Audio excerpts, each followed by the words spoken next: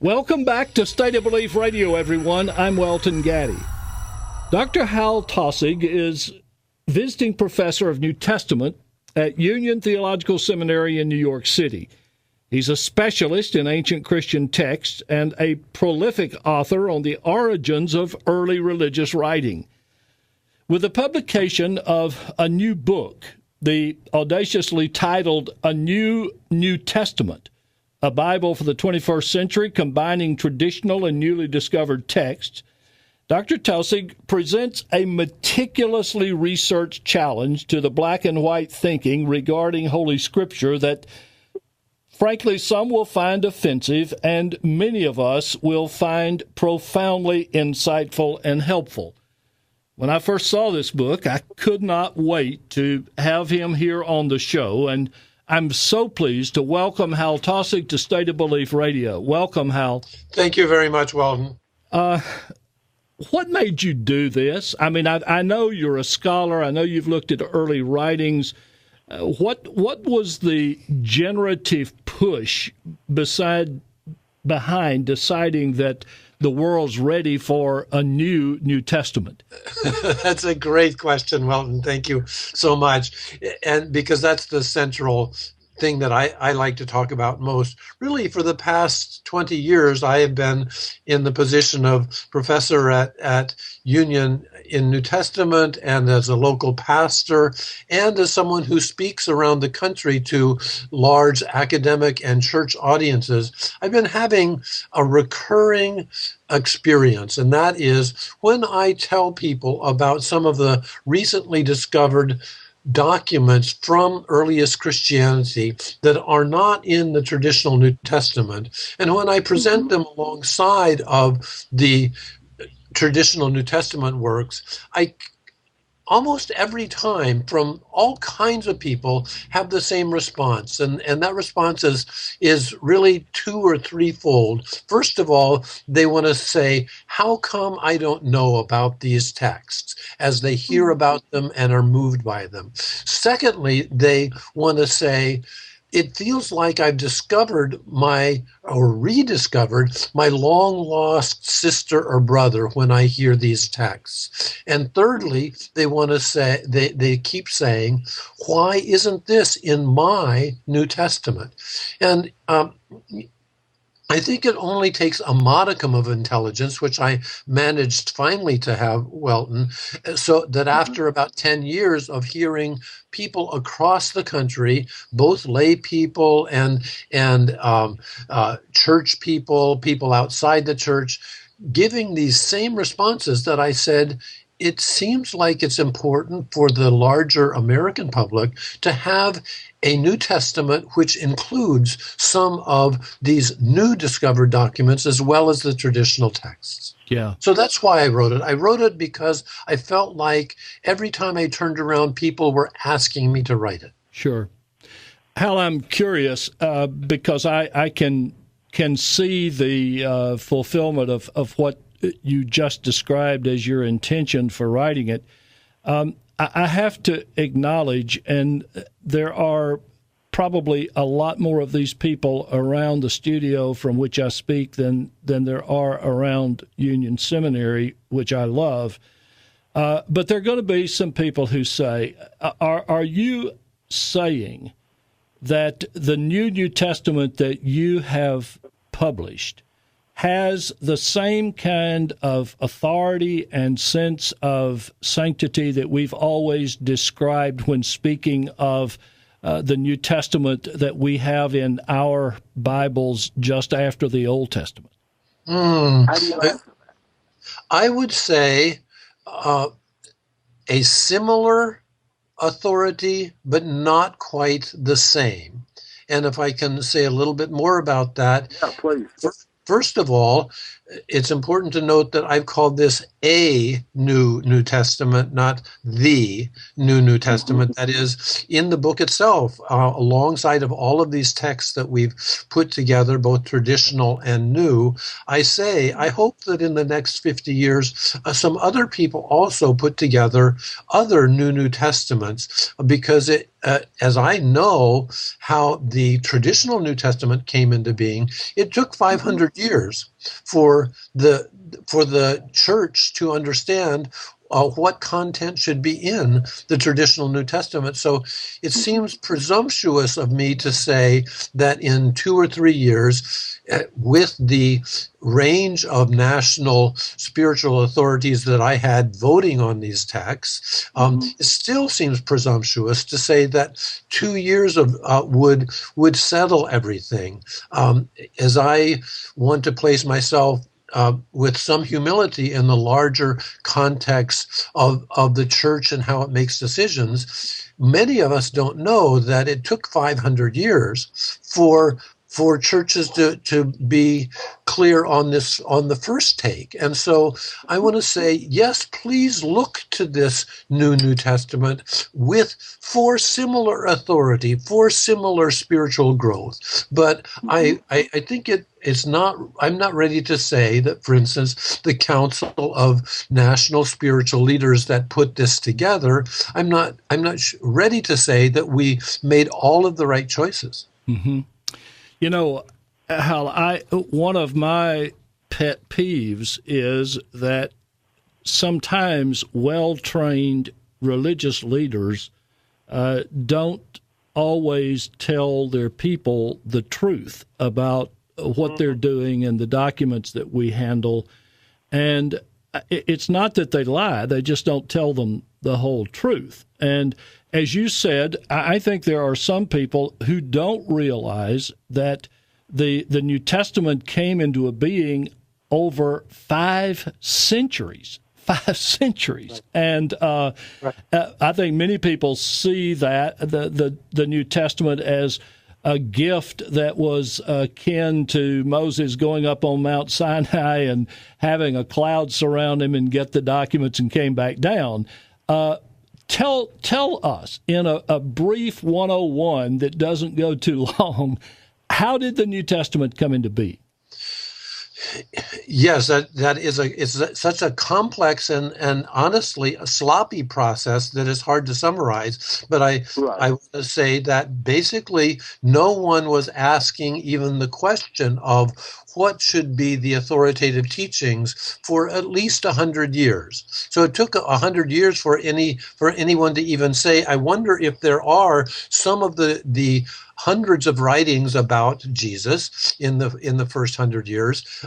It took 100 years for anyone even to say, should we distinguish between some and the other? And then for another century or two, really very little interest occurred in making an authoritative collection. So, in other words, we had there were people who were saying, I like this set of books better than this set of books, and we're not sure about some of the others. For instance, when Constantine, the emperor who converted to Christianity, when he asked his secretary Eusebius, what are the authoritative writings, Eusebius made a report and said, well, some are considered correct, some are considered under debate, and some are considered spurious, is the where he used it. Then it took another 150 years for under the emperor's urging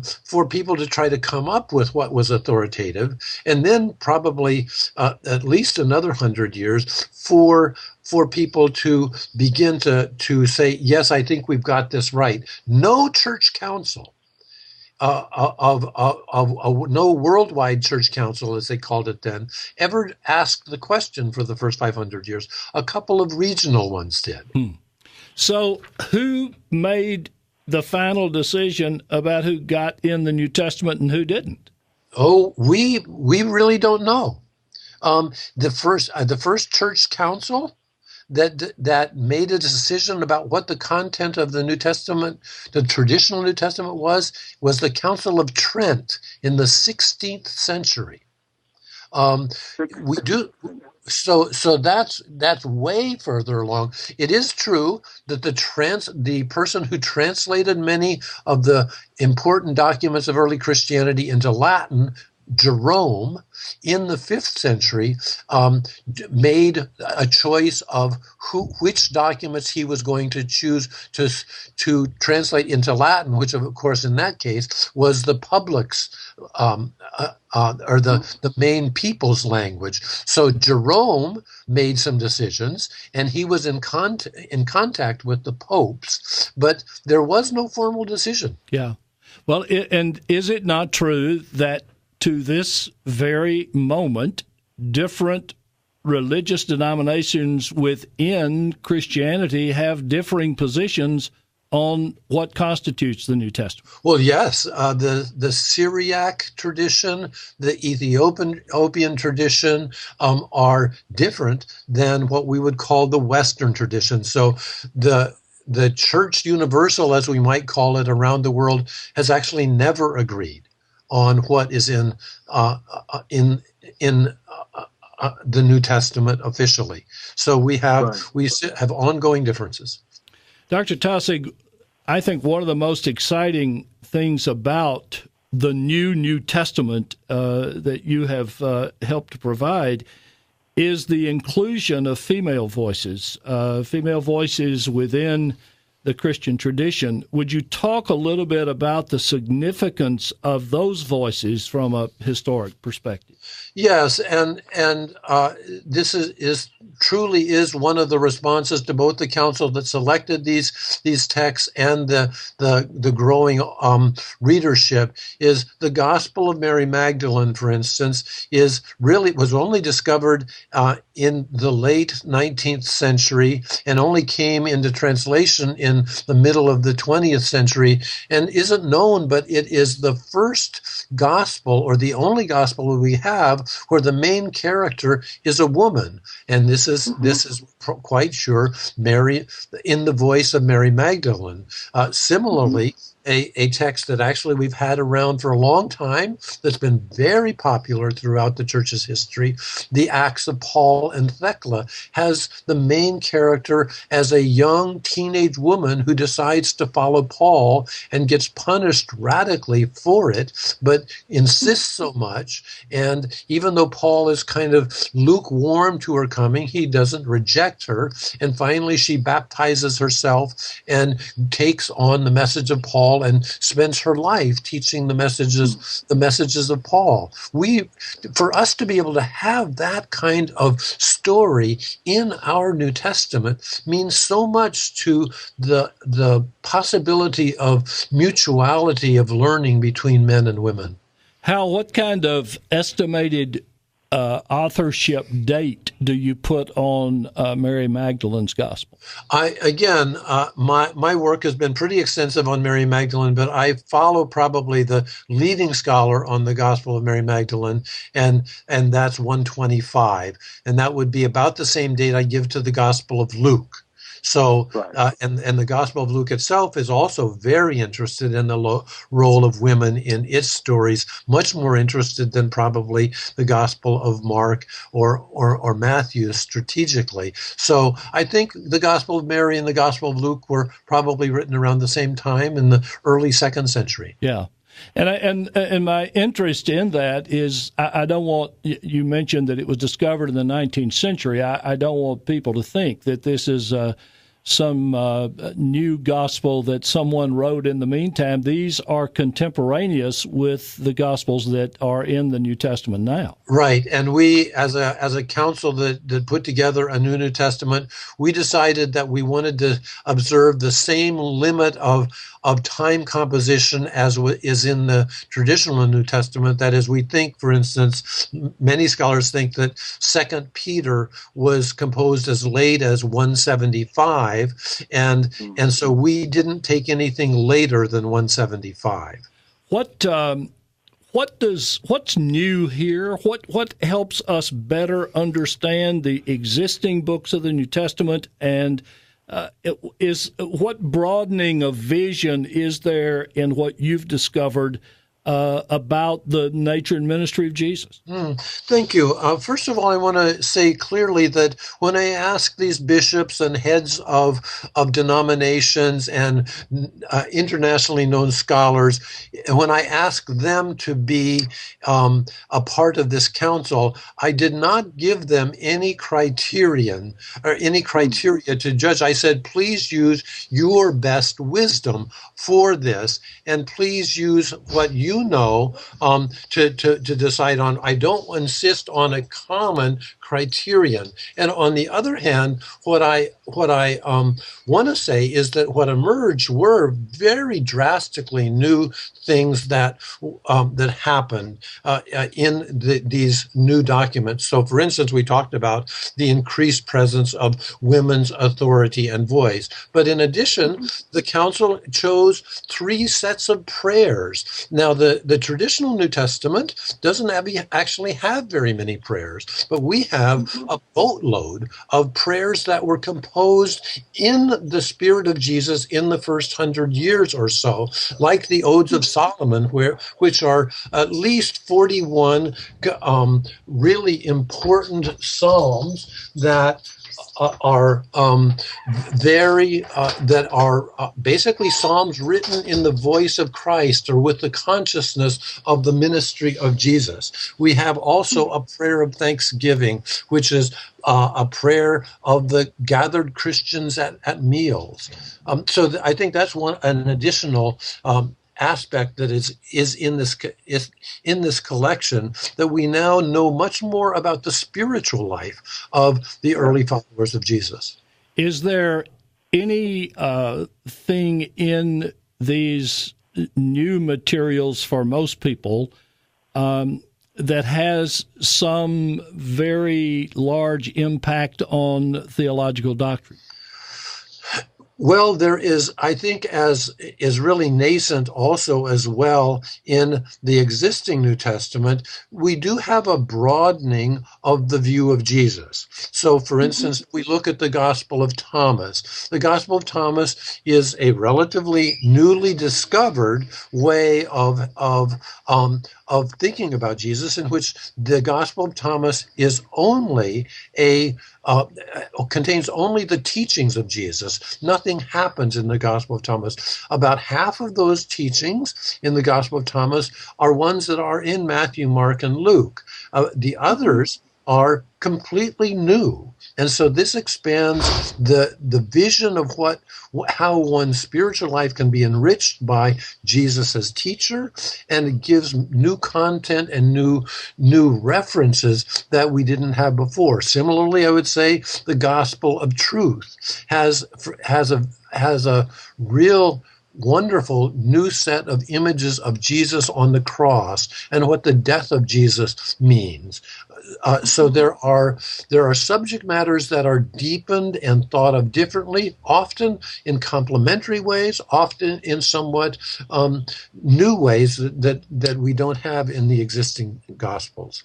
Hal, it's probably because of my own commitments of time and interest that caused me not only to be doing what I'm doing with the Interfaith Alliance, but also to be a local pastor. And I noticed that you're a local pastor as well. I'm curious, in the reactions that you've received, how do the reactions of the academic scholarly world and the reactions of the world of the Christian laity, how do they compare to each other? You know, in this respect, I think we have the reactions are similar and similarly different, I might say. That is, I don't find church people, lay church people, and academics responding too much differently in terms of the basic response, and that is that both of them say, wow, this is really important. These things are really new tell me more. And the only difference I would say between the academic world and the church world, or I would say even the public world, is this, that I think that we as academics are a bit more cautious. And don't show our enthusiasm, either our excitement or our anger, as easily as the people at the grassroots. And so I would just say, by and large, the people in the public and the people in churches have a much more lively cross-section of responses. Al, I have to ask one other question before we conclude. What did this project do to you personally in terms of your own spiritual life? Thank you so much. It's so important that we who are in ministry and in academics really keep in touch with our own process spiritually. I would say that for me, it was a gentle opening to a set of rich material that connected to me in my heart that I simply didn't know before, and that occasionally made me see the traditional material differently, but mostly just made what I had initially seen in traditional works, made it deepen and broaden. So for me, it was a gradual and gracious process of seeing my world, and I would say my relationship to God, broaden and deepen.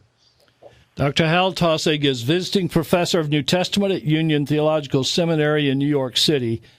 After extensive research and deliberations with a distinguished panel of fellow scholars, he has published a New Testament, a Bible for the 21st century, combining traditional and newly discovered texts.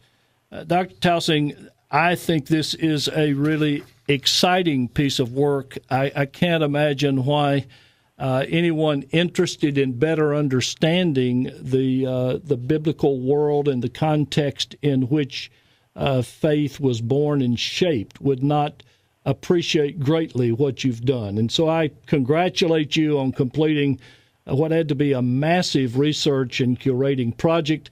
And I thank you for taking time to be with us today on State of Belief Radio. It's a great privilege, and I appreciate your interest as well.